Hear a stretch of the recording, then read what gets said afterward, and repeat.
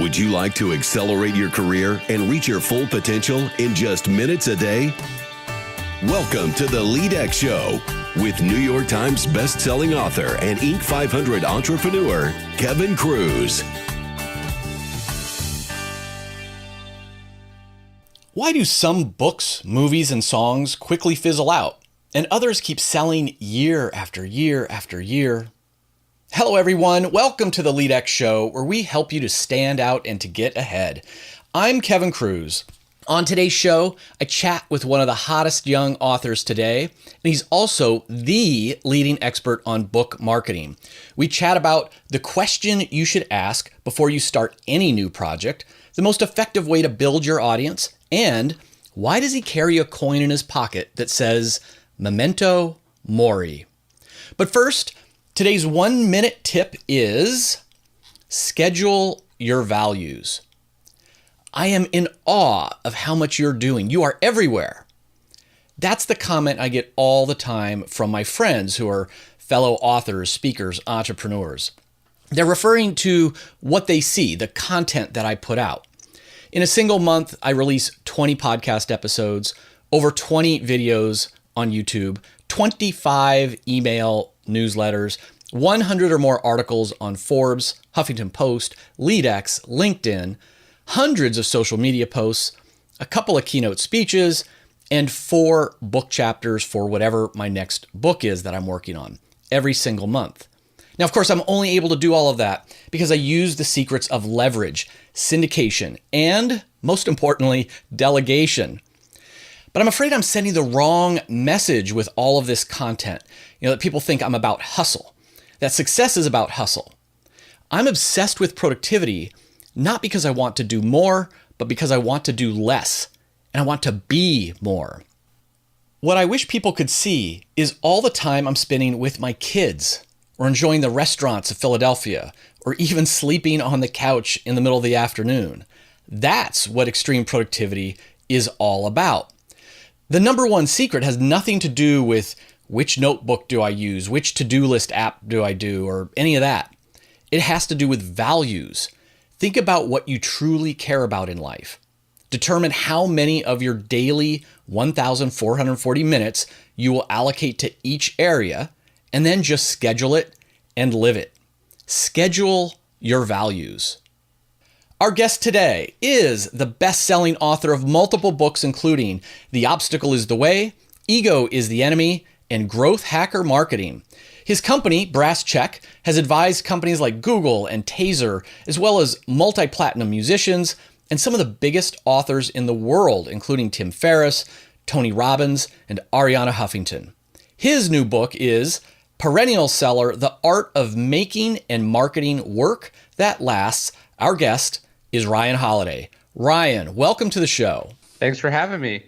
Now, I'm excited to chat about your new book, but it's sort of a tradition. We always start by asking our guests the same first question, and we're hoping you'll tell us a story about a time when you failed. And, what did you learn from it? Because we want to learn from your failure too. Sure. I definitely feel like I've been fortunate in the sense that I haven't had many catastrophic failures or the sort of epic write home about it failures, which I don't think is an accident. I mean, I love the line from Bismarck where he says, any fool can learn by experience. I prefer to learn by the experience of others, which is, why it's a great question to ask. Right. A few years ago, so I started a company called Brass Check, which is a marketing agency, sort of a consulting and creative advisory that I've run since about 2012. And maybe in late 2013, early 2014, what I ended up doing was I took on another set of partners. I staffed up. I really got aggressive about getting clients. And I was going to try to build a marketing agency that would be big enough to hopefully sell to a larger agency, which is a sort of model that most marketing companies do. You roll up a number of clients, you get enough recurring billings, and then you get gobbled up by a bigger firm who has the resources and the overhead to sort of handle and manage and grow your business to scale. And I quickly found that not only was I very miserable doing this, but that it had stretched my relationship with my partners beyond capacity. So it was a big moment sort of realizing that even though my company was becoming more successful, I was making more money and doing more work than I had done in the past. it was mostly work that I wasn't proud of and I wasn't interested in. Plus, there was a whole headache of the people I had to manage and the stress of the thing. And so that was a huge failure in the sense that it was the opposite of what I wanted. It was a huge failure in the sense that my wife predicted all of it, told me exactly how it was going to go, and I didn't listen. The most painful part. Yeah, I didn't listen. And, it took a while to sort of get back on track. And now I have it exactly how I want to have it. And the partners are off doing their thing and they're equally happy. But, it was a lesson for me in sort of the cost of greed. I was trying to do something not because I felt like it needed to be done, but because I thought I could make a lot of money doing it. And I was willing to tolerate doing stuff that I didn't want to do in order to get it. The upside was I figured out by doing what I didn't want to do exactly what it is I did like doing and what I wanted my ideal sort of work-life balance to look like. Love it. Now, before we talk about Perennial Seller, I'm going to be sort of selfish here and ask you some questions I've been curious about for a long time. I don't know, I guess one of my early mentors, real rich guy, he said, Kevin, pick a dragon to slay and then slay it over and over again. And, what he was just talking about is specialize and get known in one area. Sure. And in my world, John Maxwell, king of leadership, he's written 50 books on leadership. Ken Blanchard, 60 books on leadership. Marshall Goldsmith, 30 books on leadership. And I don't do that. I've written on leadership, productivity, personal branding. You've written on marketing, stoicism. The book you're working on now is like a narrative nonfiction, right? Completely different than anything you've done before. So what do you think about this idea of kind of staying in your lane for personal branding, building your audience versus, writing about what you're interested in? It's a great question. I think it's a balance. I started in one niche and then I said, I don't want to be defined by this niche. So I'm going to explore this topic and then I'm going to do that again. And now that I feel like I've established that, now I have a little bit more freedom to sort of ping back and forth between these different ones. So I think obviously you want to pick a dragon and you want to make sure you learn how to slay it, but I don't know if you want to get trapped in some sort of Groundhog Day scenario where you're doing the same thing and solving the same problems every day. I feel like my understanding of philosophy has changed how I think about marketing, how I think about strategy. It's enriched my understanding across the board. So I think there's value in exploration. But, I didn't write a book about marketing and then I wrote a book about physics and then I wrote a book about, mechanical engineering. They're more related than they might seem based on the title. And I think stylistically and philosophically, they're all relatively similar. Right. And so I feel like I have to ask this as a service to the LEADx family. Okay. You carry a coin in your pocket that has the Latin phrase, memento mori. For our audience members who are rusty on their Latin, so what does it mean literally and what does it mean to you? Why do you carry that coin? Yeah, so on the front it says memento mori, which translates to remember you will die. There was an ancient sort of art form called vanitas, which was supposed to remind us of our mortality, of the finiteness and the fragility of life. So we don't take things for granted. So on the front of the coin, it has, an hourglass, which is supposed to symbolize time. It has a picture of a skull, which symbolizes death, and a flower, which symbolizes life. And the way that these sort of three variables are in play. And then on the back, it has a quote from Marcus Aurelius that I loved. That I wanted to think about. I wanted to be able to reach into my pocket and touch. And he says, you could leave life right now. Let that determine what you say and think and do. And so the idea is, obviously this was an ancient sort of ritual, but I think it's interesting that it's actually probably more relevant in a time when the life expectancy is perhaps double what it was then, when you don't die if you get a small cut on your finger. You're not going to lose several of your children in childbirth. We can be forgiven to think that life is a guarantee, that we have unlimited amounts of time, that we can cheat death. In truth, it's as they say, the one prophecy that never fails. And so having this thing is just sort of a reminder of urgency for me. It's a reminder of priority for me. Look, let's make sure I'm focusing on the things that matter, that I'm doing work that I'm proud of. It's that you're making a good trade. When you're spending your time, you're giving away something that you can't give back. I think if we evaluate a lot of the things that we do, they probably would fail under that standard. And so that understanding is very, very valuable to me. I have almost I think it is an obsession with time. And the only piece of expensive artwork I own is a kind of a mixed media painting by Peter Tunney. And it just says, "The time is always now." Oh, that's great. Yeah. In my, I stopped doing an activity when I would go out and do talks.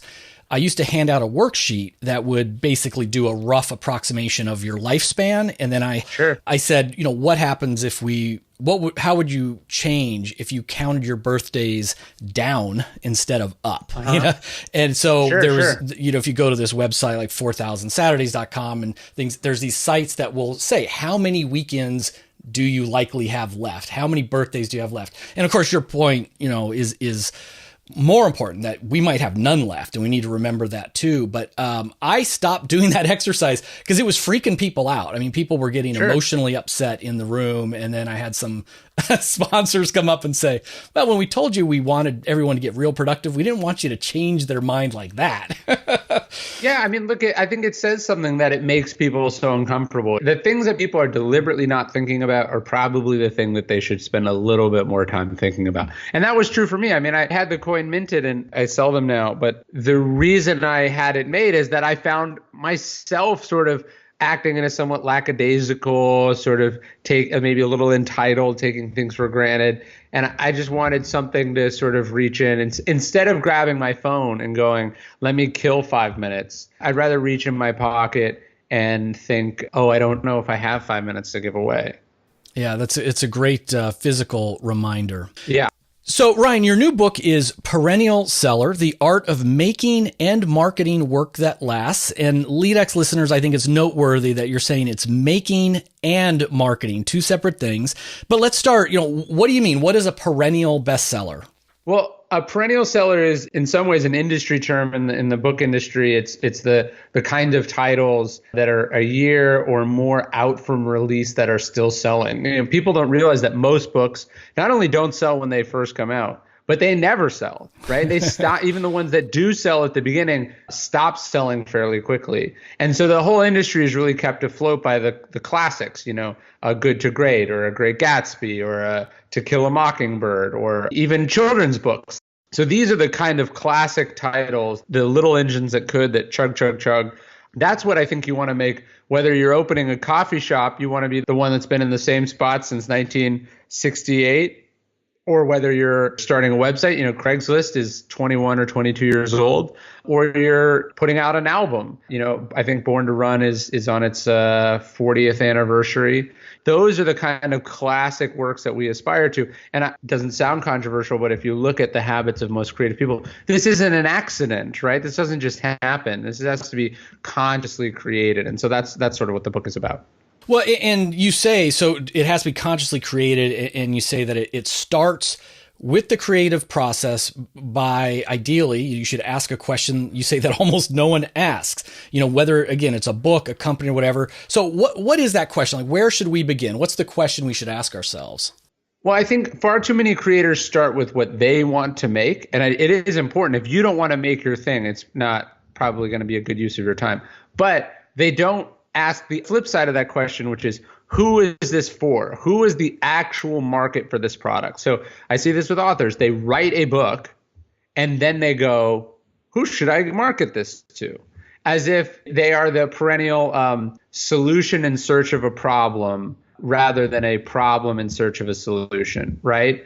And as a creator, you want to go, there needs to be this book for this market, or this neighborhood is desperately missing a blank.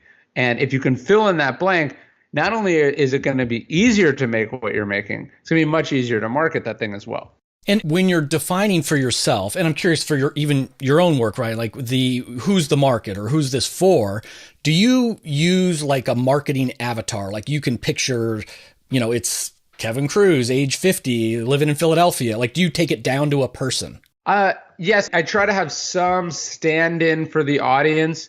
Perennial Seller was easier than my other books in that I was really writing it to a lot of the clients that I talk on the phone with or have meetings with or projects that I work on. It's like, what are all the things that I wish these Perennial Seller was less one person, so Ego is the Enemy or The Obstacle is the Way might have been a book that I was writing to myself, right, 5 years younger or 10 years younger, or, a friend I know or an employee of mine or something like that. But Perennial, it was like, I talk to these people on a daily basis. And so, can I just take everything I talk to them about and put it in a framework and go, here, you don't need to hire me anymore. Read this book. And so in that way, I'm already quite certain it has at least a small audience, right? However many people that are in that little bubble, they're going to be interested in this book. And then if you can nail it, if you can really nail it for a couple of people, it's going to be much more likely that there are going to be other people like them in the world. There's even that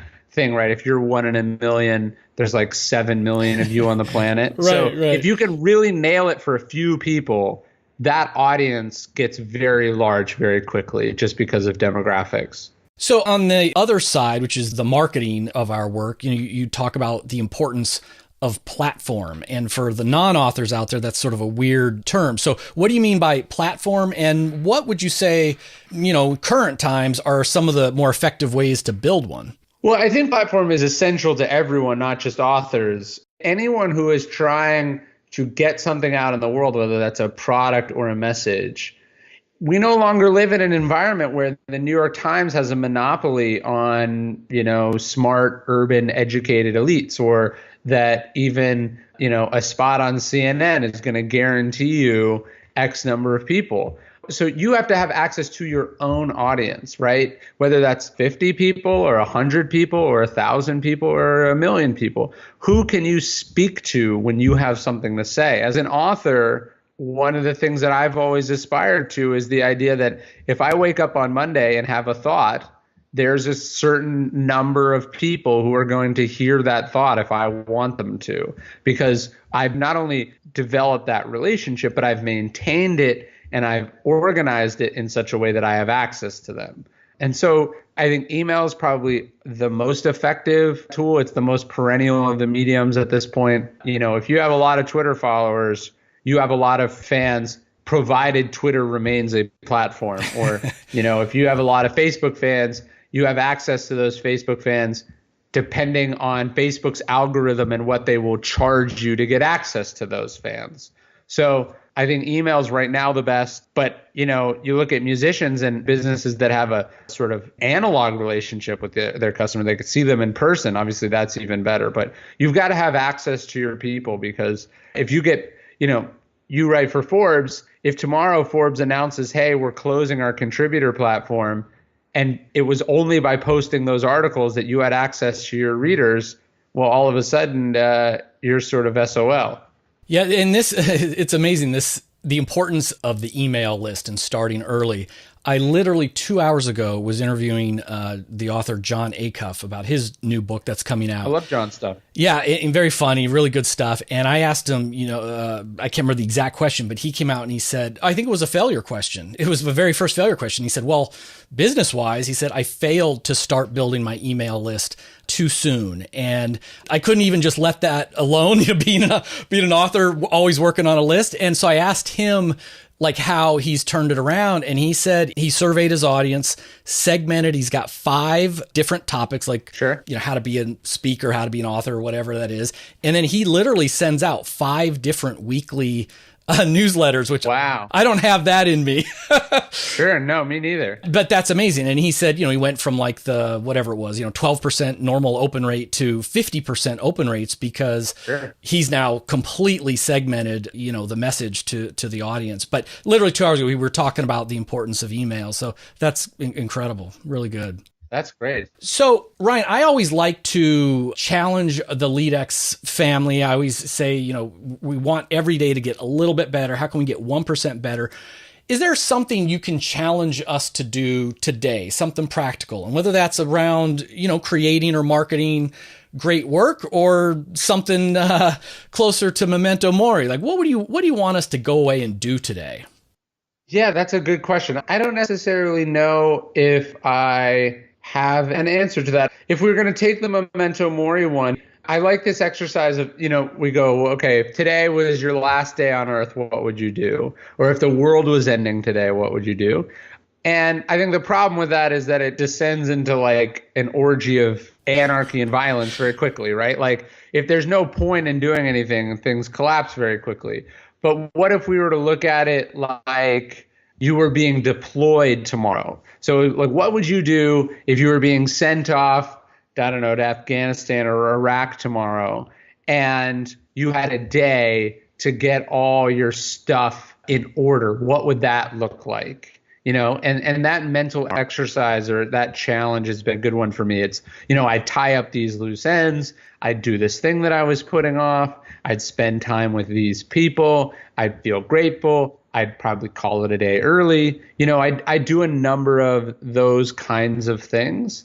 I think that would be a really good exercise for people. I think that's a great one. And it goes back to the work I do with productivity and time. It's just sort of, it's not really about time. Ultimately, I feel like it's your values. Like, what do I value most in life? And how do I want to allocate my 1,440 minutes a day? And that's a great exercise that you just laid out for us to help us to get clear on what we truly value. And I'll add or just layer on the challenge where you started us with that question, who is this for? Because, whether you're an author or starting up a rock band or that coffee shop, or you're just working on a project inside a big company, to pause and to really think about, who is my customer? Who is on the other side of this thing? And now how do I deliver in the best way for them? I think we just start going the way we want to do it. We just get focused on the work at hand, and we don't stop with that very first question, who is this for? That's totally right. Ryan, how should people follow your work and get more information about Perennial Seller? Yeah, you can read all my writing at ryanholiday.net.